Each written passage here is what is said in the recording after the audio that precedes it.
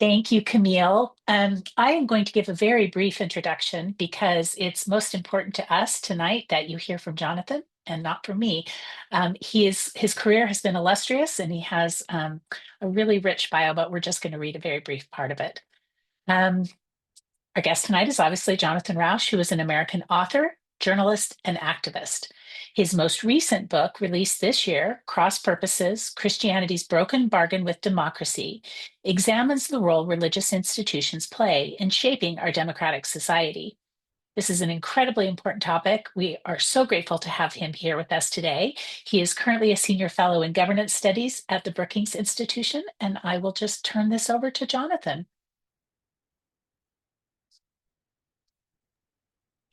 Thank you, Jennifer. I am so honored to be with you all.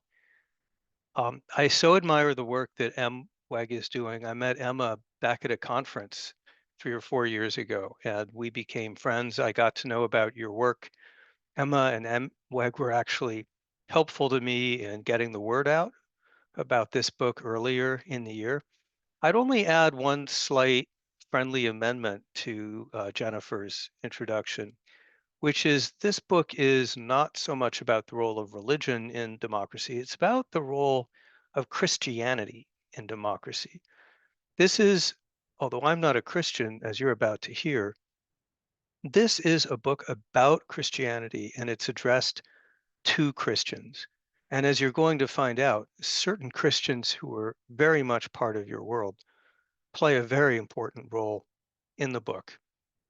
I am going to show you some images, hopefully, if it works, some audio and some video. Something always goes wrong with AV, so we need a secondary prayer for that. But I'm going to take about half an hour and give you some big ideas. And then we'll have, I think, another half hour or so for discussion. Does that sound like right to everybody? I'm seeing heads nodding. So that's my book, of course. It was published in February from Yale University Press. This is an unusual book for me, or maybe for anyone, because it's in the nature of an apology. And it's an apology for, let's see if I can advance the slides, for the dumbest thing I ever wrote. That's an article in the May 2003 issue of The Atlantic. It says the greatest development in modern religion is not a religion at all. It's an attitude best described as apatheism. That, of course, was a clever way of combining apathy and theism, by which I meant not caring much about religion one way or the other. This is what I said. I believe that the rise of apatheism is to be celebrated as nothing less than a major civilizational advance. Religion remains the most divisive and volatile of social forces. Apatheism is not a lapse, it is an achievement. I've written some dumb things in my time. That one probably takes the cake, and today I cringe when I read it. Um, well, why is that? I should say that I am not a Christian. I am a Jew. I'm not a practicing Jew because I don't believe in God, but Jews can kind of get away with that. I'm also gay, so born in 1960. So I've had a lot of very, very bad experiences with Christianity over the years. I developed a quite bad attitude toward it in my youth and toward religion generally. I thought it was dogmatic and superstitious and bigoted. And believe me, sometimes it can be. In the course, though, of getting to know Christians over time, my mind opened, and I began to think that it was I who was missing out because there are people who are attuned to a spiritual dimension of life that I don't receive. And so my attitude began to be much more receptive to what it is that Christians and others were saying, great faith traditions. Nonetheless, by 2003, I still thought we'd be better off if everyone or lots more people were secular. When I talked about apatheism, I was really talking about secularization. Secularization is a big trend in the whole Western world, but it's a very big trend in the United States in the 21st century. Here is one indicator. There's tons of this stuff. So I'm just giving you a quick taste, but believe me, there's much more. This is the number of adults never attending versus weekly attending church services. You can see weekly attendance drops over time, and look what happens to nevers. It doubles in the course of only 14 years. 40 million people leave the church over that time. We've never seen anything like that. That's more people leaving the church than came in during all three of the Great Awakenings. This one may be even more striking. Church membership among US adults crossed below 50% about 3 or 4 years ago. And what you see here, right through the 20th century, church membership was in the 70s, was stable that whole time. In the world I grew up in, the first thing that you asked a person when you met a stranger wasn't where you work or where you from or where did you go to college. It was, what church do you belong to? Because everyone belonged to a church. These were the linchpins of our culture and society. And look at what happens in just 20 years there. These numbers fall off a cliff to below half. Church going membership is now a minority lifestyle. Here's another one. This one relates to Christianity in particular. Here again, you have the same rough 14-year period. In only 14 years, the percentage of Americans who identify as Christians drops by 15 percentage points. That's a percentage point every year. And most of that is going to no religion.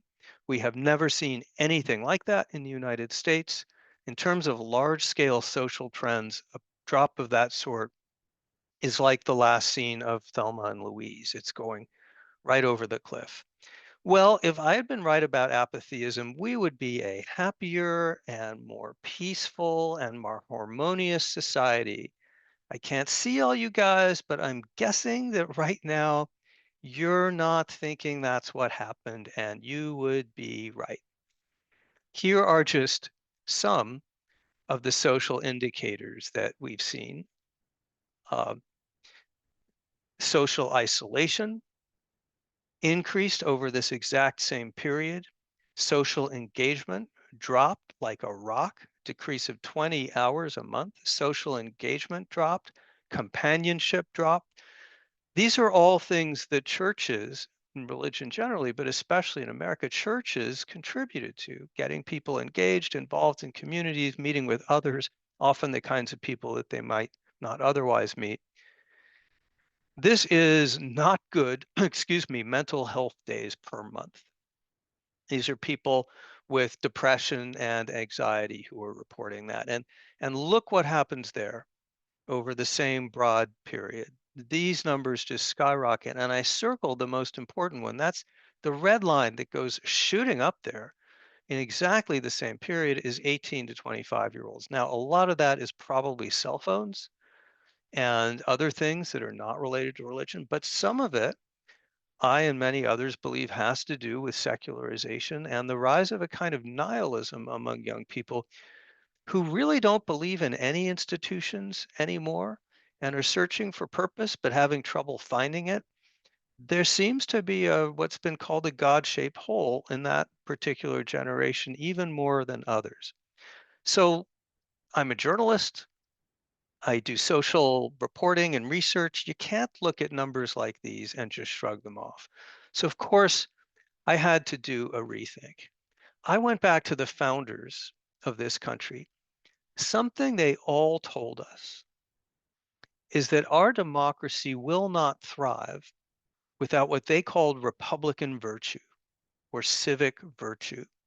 And by that, they meant virtues like lawfulness and truthfulness, civility, generosity, things you have to have in order to run a system like ours. Um, and they all said this. I have some of the quotes up here. This is Adams, Washington, Madison.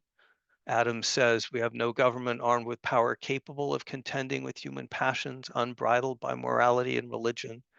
Our Constitution was made only for a moral and religious people. It is wholly inadequate to the government of any other. I'll let you read Washington and Madison for yourself. That's from Washington's great farewell address, by the way. It is not true that America is a Christian nation and that any of these people were saying you have to be a Christian or you have to be a churchgoer to be a good citizen, or that you can't have a democracy in a country that's not majority Christian. That's not the point. What they were telling us is that the Constitution that they gave us, this democratic system they gave us, is a great system. It's a great governmental structure, but it doesn't supply all of its own values. It rests on a substrate of values that come from civil society around it. Those are the kinds of values that I talked about a minute ago. And what does civil society mean? Well, to the founders and today, it meant family and community and schools, but of course, it very much meant churches, especially to the founders, and especially white Protestantism, which is the founding faith of our country. They understood that our liberal democracy is necessary, but not by itself sufficient. It needs those other institutions of faith and religion to shore up society because only faith and religion can gather people on a regular basis for a larger mission. Only it can provide a transcendent meaning and purpose in life. Only it brings 2,000 and 3,000 years worth of wisdom and teaching um, to help us structure, order our lives. I mean, it's great if you're a member of a, I don't know, if you're coaching the local soccer team, but it's really no substitute for one of the great religions. But um, replacements for religion came along. This is something I did not foresee. When people abandoned the churches, they did not abandon the need for a source of identity, passion, commitment, transcendence. Unfortunately, they turned to partisanship. Our parties became our religions. Now, the trouble with that is that politics is not supposed to be a religion. It's supposed to be about bargaining and compromise. But look what happens as people become committed to religion as a source of identity. This is the rise over a very short period. This is only 6 years, according to Pew Research, of what's called affective polarization. And that's when people are polarized, divided not just over policy like abortion or taxes, but over the other side is immoral and I hate them and I fear them. It's a revulsion. And you can see the kinds of things that are measured here. And all the questions look like this. You see the sharp rise in people saying the other side is closed-minded, dishonest, and immoral. Look at immoral there. It rises from the 30s and 40s to the 60s and 70s in only 6 years. This, my friends, is what's conditioning and plaguing American politics right now. And it has a lot to do with the sanctification of party and party identity. At the same time, something else happened on a parallel track. I've been talking about secularization, where church life begins to fade away. There's another form of secularization, and that's what happens when church life begins to look like political life around it. That's when people come to church demanding that their pastor and the church get involved with the culture wars, when they start committing churches to political agendas, political ideologies, above all, political parties. This is something that began happening with the white evangelical movement in America in the 80s with the rise of the so-called religious right, Pat Robertson, Jerry Falwell, moral majority. And it really takes off in the 21st century. The white Protestant world, the evangelical world, made a gamble that if it committed itself to the Republican Party, it could change the Republican Party more than it would be changed by the Republican Party. And it lost that wager. We've seen, as we're about to see some numbers on this, but we've seen what Brian Burge, the country's leading religious demographer and himself an evangelical pastor, says now evangelical means nothing, not adherence to a specific theology or an active engagement in a Protestant community. It just means I am a conservative Republican. It's become little more than a cultural marker and has little to do with any type of religious devotion to the teachings of Jesus Christ. Now, that's not to say that the worship of Jesus Christ is not happening in evangelical churches. Of course it is. It's just saying that the evangelical identity has merged into exchanged DNA with a conservative Republican partisan identity to the detriment of both. What are we talking about here? Well, for example, percentage of white evangelicals who identify as Republican. This goes up at the end of the last century from about 55% to almost 80%. Here is vote choice among white evangelicals. It used to be, until comparatively recently, until 2000, sure, they were, most elections they leaned Republican. But look at what happened starting in 2004 and then on into 2020 and continuing same rate, same numbers for 2024. Evangelicals essentially merge with the Republican Party. 83% voted for Trump in 2024. It becomes a near unanimous commitment to partisanship. Um, this is an interesting survey, that Ryan Burge points out.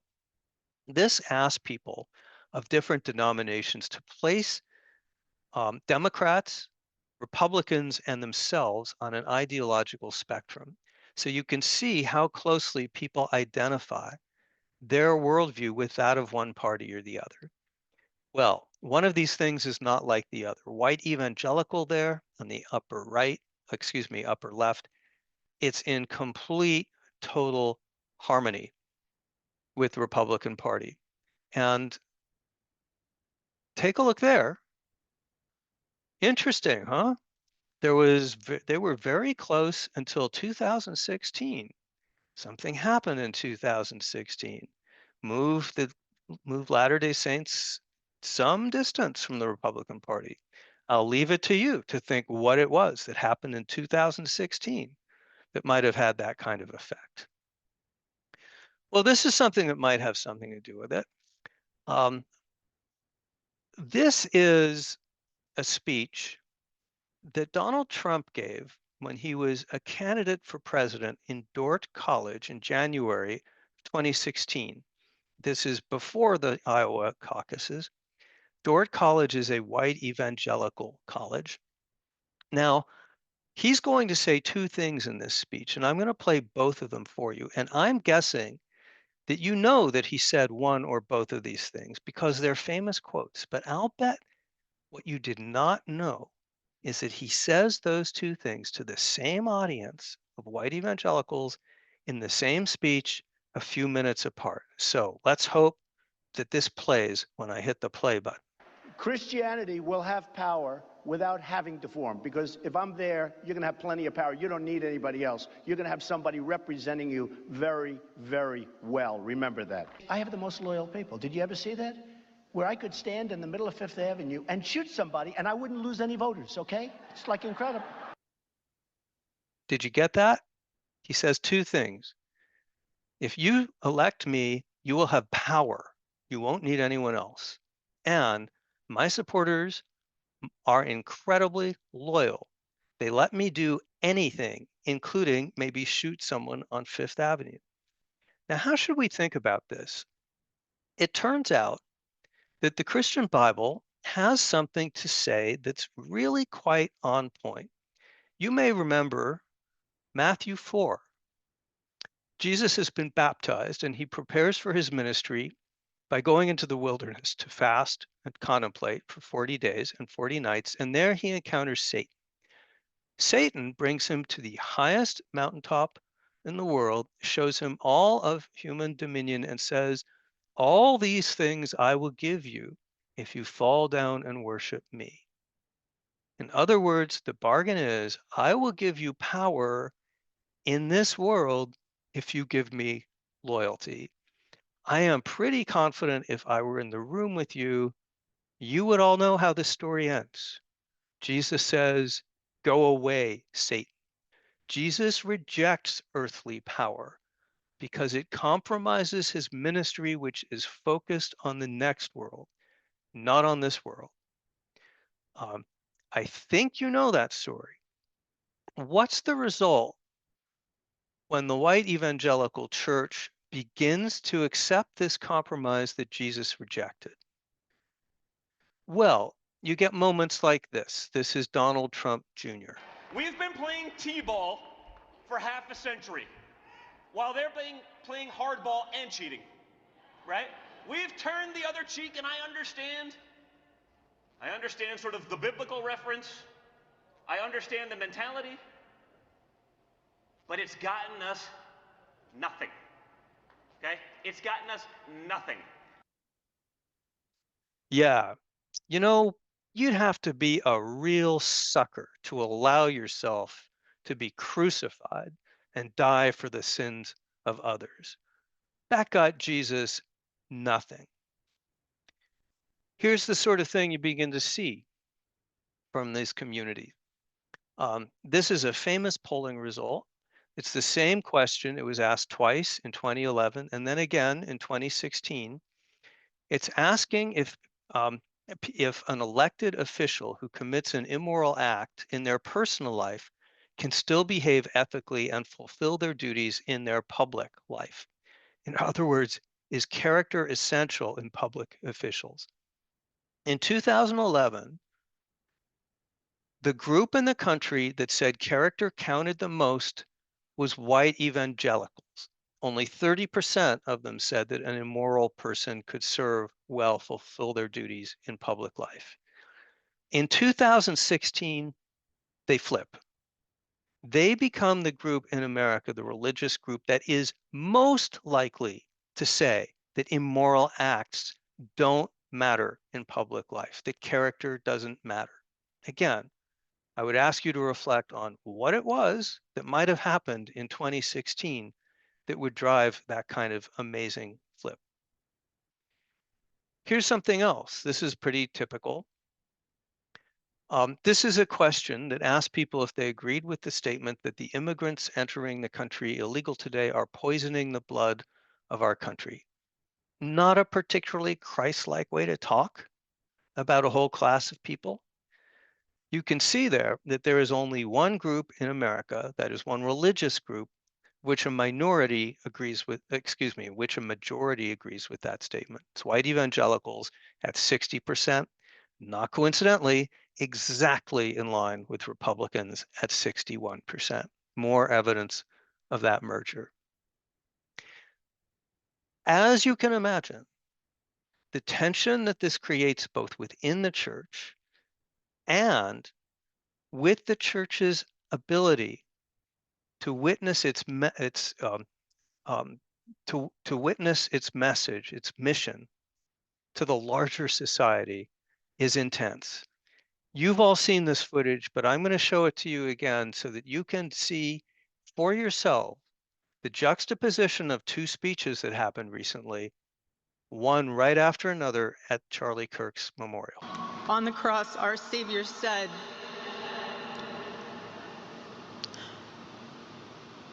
"Father, forgive them, for they not know what they do." That man, that young man, I forgive him. I forgive him because it was what Christ did and is what Charlie would do. The answer to hate is not hate. The answer we know from the gospel is love, and always love. Love for our enemies and love for those who persecute us.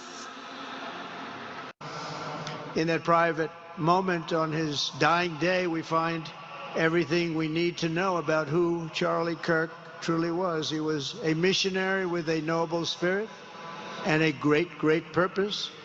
He did not hate his opponents. He wanted the best for them. That's where I disagreed with Charlie. I hate my opponent, and I don't want the best for them. I'm sorry. I am sorry, Erica. It's really pretty remarkable, isn't it? These two ideas can't coexist. within a single religious body. And it's not only tearing the church apart, it's tearing the country apart, and it's helping drive the flight of young people, especially away from Christianity. This is Russell Moore, former senior official in the Southern Baptist Convention, wrote a wonderful book um, called Losing Our Religion, an altar call for Christian America. The frantic rage we often display in supposedly protecting Christian values, writes Russell, might feel like strength, but the world sees it for what it is: fear, anxiety, and lack of confidence. They can also see that it's nothing like the confident tranquility of Jesus. That sense of paralyzing fear can also fuel the loss of the next generation. If the only choices we offer are secularization and paganization, we shouldn't be surprised that they choose one or the other. So we're trapped in a cycle where the church's witness is compromised. It becomes politicized. You don't have to give up a Sunday morning to do politics. So people drift away from the church if they don't want to do politics, if they don't want to be involved in the culture war, if they're there for something else. As the church shrinks, it becomes more hardcore. As it becomes more hardcore, it continues to shrink. How should we think about all this? What's gone wrong here? A big turning point in my book was when I heard this talk by John Ward, former evangelical, now Catholic, author of Testimony Inside the Evangelical Movement That Failed a Generation. Wonderful book. Listen for a minute to what he has to say. One of the conclusions I've come to in writing the book that I've finished recently is just that a lot of evangelical churches do a pretty good job of discipling their members in private virtue or private character within the family. Yes, there have been scandals and leadership scandals and abuse scandals, but I think broadly evangelicals are virtuous people in their homes and in their local communities, but they have not been discipled in how to exercise public character. Public character. There's a notion of what can be thought of as a civic theology. And that asks the question, not how does Jesus Christ want Christians to behave just in their family, communities, churches. How does it want them to behave in civic life? That is to say, on social media and in politics. Here's what David French, he's talking here to Russell Moore, has to say about that. There's going to be one word of one improper word. Fair warning for that. The fruit of the Spirit are not just tactics to be deployed to win people over. They're the markers of who we are, okay? And then the last thing I'll say is you cannot go into the political world and say, you know I'm a bit of an asshole on Twitter, but you should see me in the soup kitchen. and that's just not the way it works. You can't cabin off parts of your life. In other words, if you're saying being nice, being Christ-like doesn't work, what has it got me in politics? You're not a Christian, you're a blasphemer. And if you're saying you're just Christian in one portion of your life, but in the other life, you're pagan, again, you're not a Christian, you're a blasphemer. Well, I think that the great mission of the church, and one that it's starting to undertake, is to develop a civic theology, to begin understanding that something's gone terribly wrong with a church, many of whose members approach civic life in a hunkered down attitude of fear and sometimes hate, and to build a civic theology that's more Christ-like. And that's important because it turns out that Jesus is a lot more like James Madison than like MAGA. There are three core principles of Christianity. There are others. Repentance is up there. But I got this from theologians, and I have yet to talk to a pastor who does not agree that these are three fundamental pillars of the faith. Jesus commands, do not be afraid. That's said to be the most frequent injunction in the Bible. The reason for that is that God has a plan for you. You should not go around hunkered down in fear. You'll make bad judgments, bad decisions. Second, imitate Jesus. Be like Jesus. That's very hard to do. Jesus was a true egalitarian who believed in the equal worth of every individual and never using people like objects, always treating them as fully fleshed, besouled human beings. And finally, forgive each other. This one is the hardest of all, but Jesus and Christianity, classic Christianity, teach it is God's place, not man's place, to judge us. We all commit enough sins so that we ourselves should seek forgiveness and forgive others. Well, here's what I want you to take away. Those are the same principles that underlie liberal democracy. They take a somewhat different form, but it's no coincidence that the founders said they needed a religion to help instill those values. James Madison translates "don't be afraid" into "share power." Sometimes you're going to lose an election.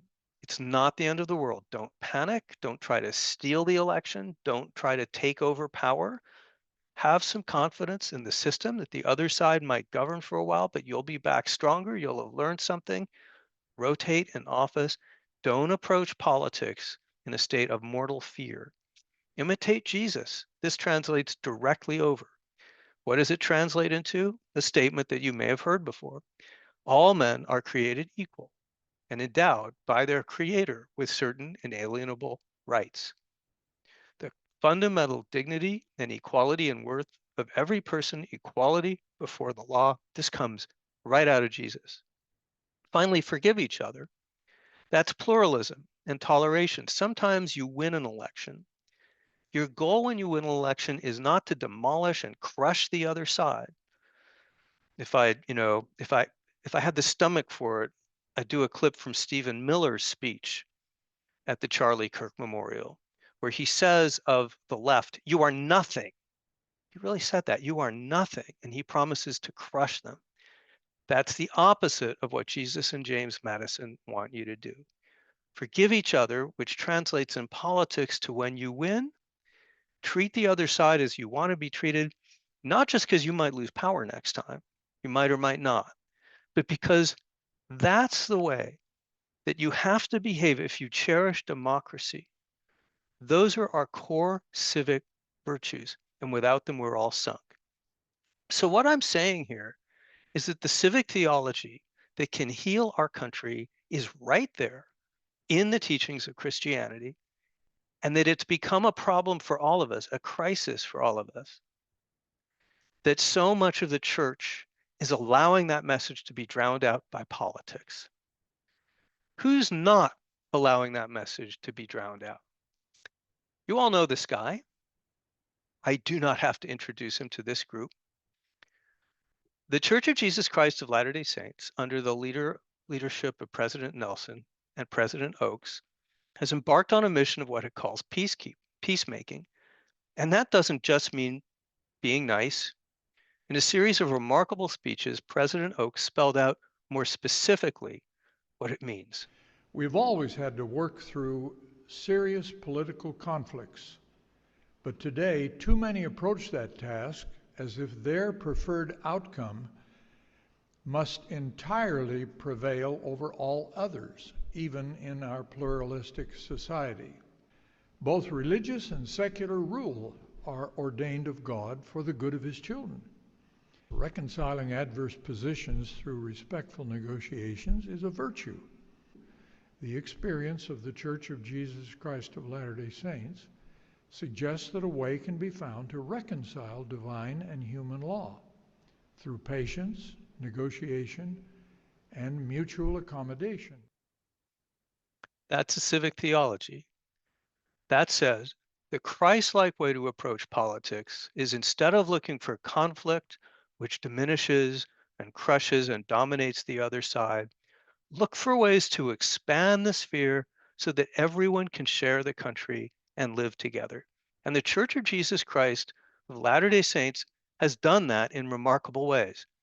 It anathematizes homosexuality, a theology with which I personally deeply disagree. Yet it supported and helped pass the Respect for Marriage Act in 2022, which enshrined my marriage to Michael in federal statute, while also passing some extremely important statutory protections for people of faith who disagree with same-sex marriage. For example, promising that the government will never take away a church's tax breaks or contracts or licenses because of its stand on same-sex marriage. Friends, this is classic James Madison. It's expanding the sphere in which we can live together without coming into conflict. There are others that are working on a civic theology. Here are some of them. These are all Christian centers and movements that are taking this on. They're all embryonic at this stage. The church is only beginning to discover that it has a mission in civic life, as well as family life, church life, and community life. But this gives me hope. This is where I think the church needs to go, and where I even hope that it will go, toward becoming a healing force in American politics and toward elevating the core aspects of its own teaching, which are also the core aspects of our constitutional republic and the system on which it's based. If the church can elevate those three teachings of Jesus, I believe it will not only become more attractive as an institution. After all, this is a message which has brought people into the church for 2 millennia and made it the world's greatest religion. So it will not only strengthen the church, it will strengthen our country. And that's at least how I'd like to think about it. And finally, I'd specifically like to say that MWEG is contributing to that. You are forging a civic theology by showing how Christians, how people of faith can bring that faith to the public sphere in a way that is empathetic, compassionate, sometimes even humorous, but never crushing, never dominating, never angry, never fearful, and never hating. I think that you guys are an exemplar of what this country and what your faith needs. So I think I went over a little. I will get out of screen sharing. And I'd love to talk for a bit. Hey, Jonathan, I, for one, could have listened to you for a lot longer. So I do not apologize at all for going over. That was really rich. I've been receiving questions through the chat and then also from other people. So if you're okay, I'm going to field a few of those to you for people on the call. One question that has come in several different forms is um, how do we help articulate, and this is specifically, I think, for people of our faith, the difference between supporting and upholding Christian values in your society and Christian nationalism? Because Christian nationalism sort of seems to be supporting those same values, but has a different flavor to it. And I think people get pulled in. So I'm just wondering if you have any suggestions as people of faith, how we can do exactly what you say, manifest our faith in the public sphere, but not fall prey to the kind of lures of Christian nationalism. I'd say Christian nationalism is the opposite of what I've been talking about for the last 2 minutes, which is Christian pluralism. Christian pluralism says Jesus wants us to find ways to get along, to empathize with people who are even profoundly different with us, who live lifestyles that we may disapprove of. I mean, Jesus consorted with prostitutes, beggars, and worst of all, excuse me, in the context of the time, sorry, I need a drink. Don't worry, it's just water. Tax collectors. If Jesus can do that, Christians can make space for others in their society without, as President Oak says, trying to dominate it. Christian nationalism is just the opposite. It says, I think the core of Christian nationalism is Christians need to win in politics. To the maximum extent possible, this needs to be a Christian nation, by which they mean Christian dominated. If there's space for others, it should be on terms dictated by the Christian government. This is, of course, the opposite of the founder's system. And what it's doing is taking one faith, occupying the public space and relegating the others to the fringes. So I think I would hope that that's a fairly clear distinction to make. Okay, perfect. So I have another question, and this is from Michael Ann. She's wondering if you could elaborate. She's read your book, and she's wondering if you could share a little bit more about what you mean by thick Christianity, and how we can, and how as congregations we can lean into that, how we can lead out in our congregations in ways that support that, and maybe tell people what the difference is between, your definition between thick and Yeah. thin Christian. So it's a very short book. You can read it on a plane flight. It's also, by the way, quite inexpensive and beautifully written and available in fine bookstores everywhere.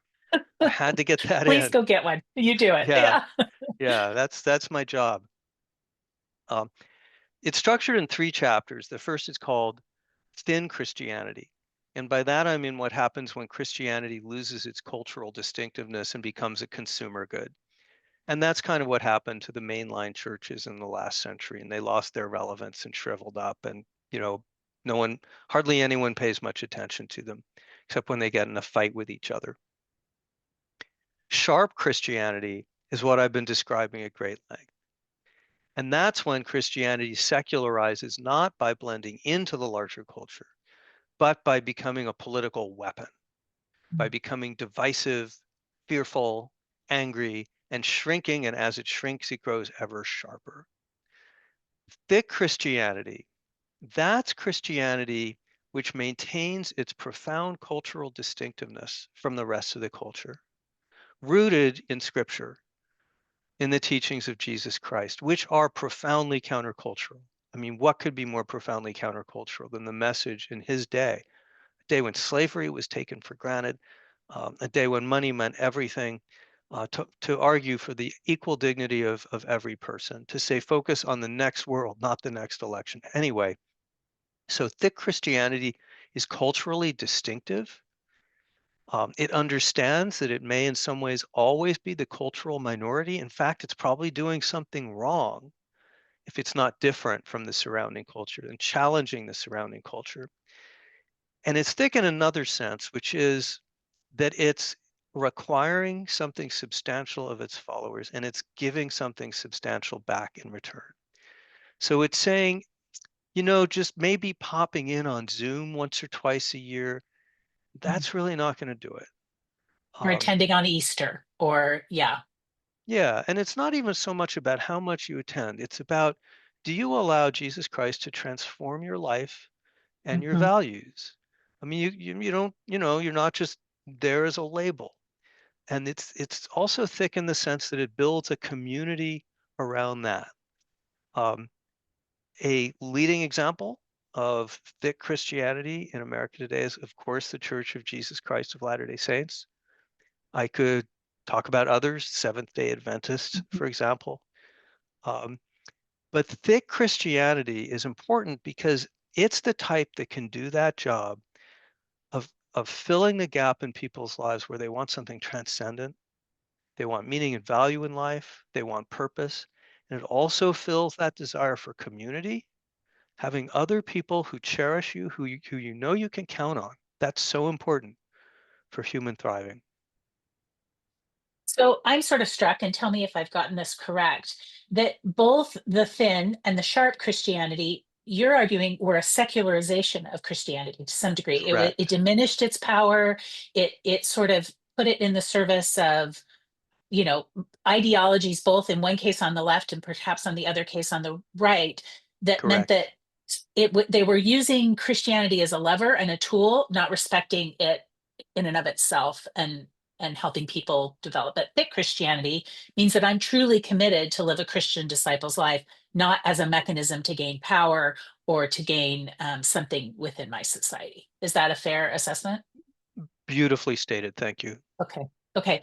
And I think that's really important, because one of the questions that I had, that someone asked, and maybe you've answered it, was basically, what do you see the two roles of sort of the divisions of Christianity playing into this, either the social justice arm of or the moral majority slash culture wars, arm of the Christian church? What role have they played in this?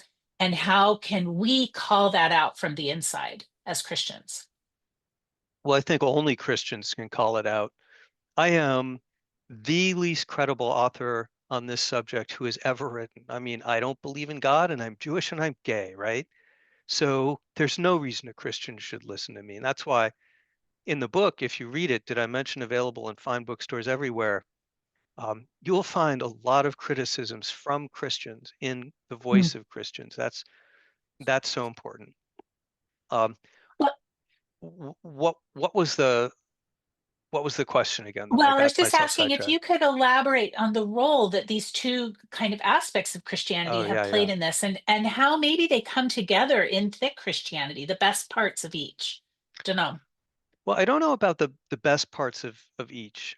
They do have in common that they substituted secular values for Christian values. They Okay. did that in very different ways. I have, frankly, more respect and admiration for what went wrong in the mainline churches because they decided that their big commitment would be to social justice, defined in various ways. Um, they lost sight in many cases of scriptural teaching. I had a retired Presbyterian pastor who told me just recently that by the end of his career, it got to the point where it was routine where you would see church groups that were meeting for conversations and study and even services, and God would not be mentioned. So Mm. they watered themselves down in that respect, but their motives were good. They thought, well, we're going out in the world and do good works. What they lost sight of is that Christianity is a scriptural religion. I can do good works, a lot of non-spiritual people do. What Christianity brings to the table that's special is those specific teachings of Jesus Christ. Um, the secularization on the white evangelical side, I admire somewhat less. I understand the concerns it's built on. It's things like we're becoming a minority, we're becoming strangers in our own country. They think it may be illegal 5 years from Mm. now, or if the Democrats win the next election, to even be a Christian. But they're driven more by fear than by love, as far as I can tell. And I'm not sure either of those things is really Christianity at its best. Okay.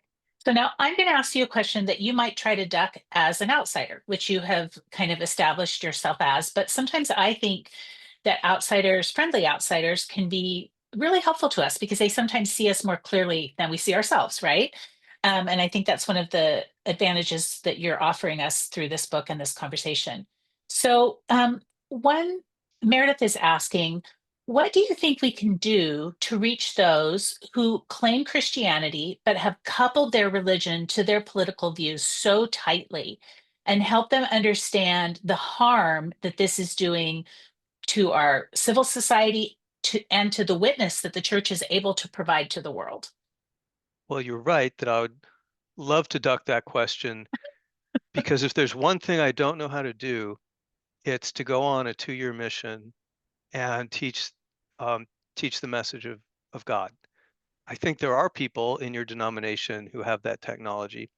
But that said, excuse me, I don't know where this cough is coming from. Generically, one of the things we know that does not work is going to people in a confrontational spirit and saying, you've got your facts wrong, here are the real facts. Or saying, for that matter, you got your religion wrong, you're misinterpreting the Bible, here's what you should believe. That puts people in a defensive crouch. The best way to open a conversation, get people listening, and ultimately to bring a lot of people along is with the following question. This is news you can use, folks. This is Okay. scientifically proven. And we at Braver Angels, a group I'm associated with, use this every day. Try this question. What is it about your life experience that brought you to this opinion? You can use that for secular issues, but you can also use it to talk about people's view of Jesus Christ and of the church. Um, And if someone says to you, well, we're losing our country, and if the Democrats win the next election, it's curtains for all of us. And that's why I think as a Christian, it's beholden on me to crush the left. Come alongside that person, not in confrontation, and try saying, what is it in the gospel that brings you to that opinion? What is it in your life that leads you to read the gospel that way? You'll be surprised how often, if you change the grid from confrontation to curiosity, how much people will open up and how much the defenses can come down. So that's generic advice. Of course, the real technology of Christianity is something I don't understand. It's a mystery that's too big for me. Okay, fair enough. So I have a question that came in that was theological, but I'm going to translate it to the civic for you. So I'm going to do that translation of dialect. So this person says that I struggle to understand how to forgive or tolerate those who are promoting lies in public spaces that harm vulnerable people. Do you have any suggestions? And that sounds like a moral question, but I'm going to ask you from a civic. What do you think James Madison would say? Like, what would he say to me as a citizen? How do I exist in a space with people who are lying, and how do I move past that and still continue to engage with them um, to keep pluralism alive, so that I'm not contributing to this animosity? So Madison and Jesus say this in different ways. Madison doesn't say forgive that person. Madison says negotiate and compromise with that person and listen to that person. Madison says, and John Stuart Mill says this, the great free speech thinker as well, and others. You know, as certain as you are and as wrong or full of lies as this other person may be, it is possible that you still might learn something from them. Okay. And in any case, what's the alternative to sharing the country? If you really think that you can triumph someday and get rid of all the lies and all the opposition and all the people you disagree with, all you're doing is launching a civil war, which you'll probably lose. So Madison would say it's a civic responsibility to try to disagree in good faith, try to understand where other people are coming from. And even if you don't understand that, try to work out solutions. That's why Madison and the others made Congress the first among equal of the branches, because that's the forum, by the way, the only forum in American civic life that brings the whole country's representatives all together in a negotiation over which direction the country should go. Congress is broken right now, and Christianity is broken, and those are the two worst things to be broken. Of course, in Christian teaching, I'm not sure what the original question was, but in Christian teaching, there's the added dimension of personal forgiveness, which Charlie Kirk's widow did so movingly. And again, that to me, I understood when I saw that footage.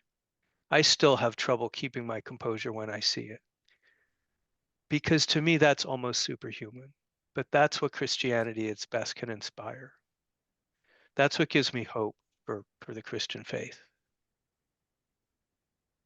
Okay, I actually had a couple other questions, but I think that's a lovely, lovely place to leave it right there. That is what can inspire us. Do you have any closing words for us? I would love to have you. You have a captive audience of a significant number of people who do this work on a daily basis, who are very invested in kind of manifesting in their civic engagement the virtues that you've just talked about. What advice would you give us, and advice would you have us share with others? I'd have you keep doing what you're doing. I'd have you grow tenfold or 50-fold or 100-fold.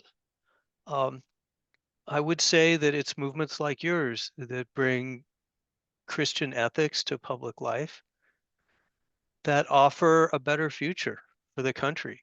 There's all kinds of ways you can do that that are very specific. I think some of them you focused very, on hardcore political structure, like redistricting.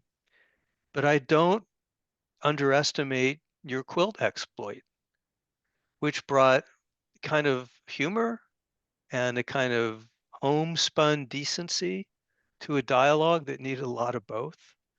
I think more of that spirit would really go a long way in this country. But you guys, the answer to your question is not here. It's on this call. It's in this room. Probably most, if not all, people on this call right now, if they sat down for 1 hour with a pad of paper, could think of 3 things that they and or MWEG could do, excuse me, in their community or in their government that would advance your mission. Okay. Jonathan, thank you. We know you're a very busy person in high demand, and we are so deeply grateful for your willingness to speak to us today and share your wisdom with us. And I am actually going to do the same thing that Jonathan has done and say, this is an absolutely spectacular book. And I can't recommend it enough. And I would encourage you to share it also with people who, outside of your purview, who are struggling with how to feel like Christianity can play a healthy role in our society. I think he does a beautiful job describing that. So Jonathan, thank you. We really appreciate you being with us. Thank you. It was an honor to be with you, and I look forward to continued conversations with you and Emma and other MWEGians who come my way. Perfect. Thanks, everyone. Thanks for joining us tonight.